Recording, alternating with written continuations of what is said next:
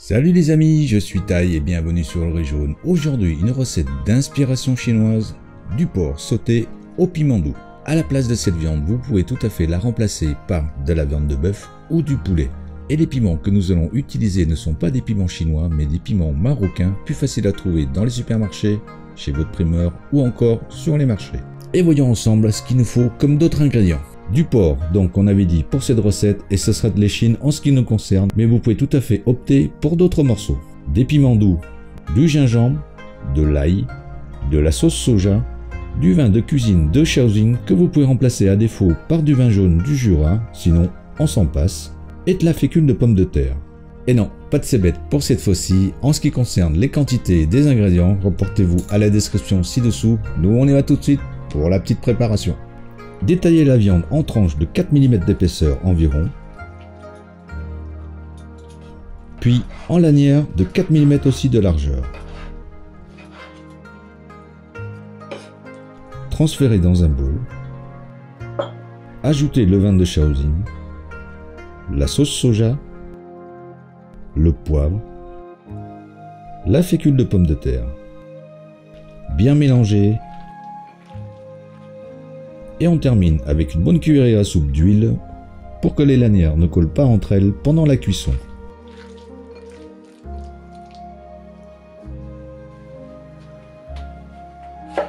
Séparez ensuite les piments en deux dans la longueur.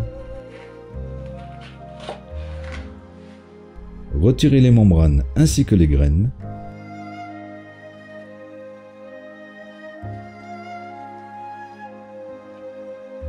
Détaillez en deux tronçons, ensuite en lanières de 2 à 3 mm de largeur.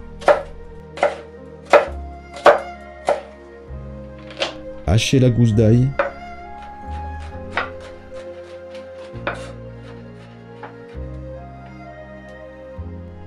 Et coupez en brunoise le gingembre.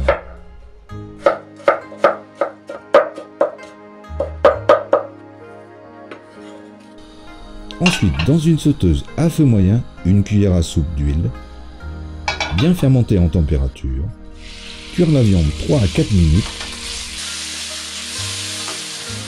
et on la réserve. Puis, toujours dans une sauteuse à feu moyen, une cuillère à soupe d'huile, faire revenir 10 secondes l'ail et le gingembre, ajouter les lanières de piment, mélanger 30 secondes, ajoutez la viande, la sauce soja, le poivre, mélangez encore 30 secondes, dressez, et vous savez ce qu'il vous reste à faire. Le déguster, bien évidemment. Voilà, toujours aussi simple et efficace comme d'habitude. Alors, en attendant de vous retrouver dans une prochaine recette, on vous dit à bientôt et bon appétit!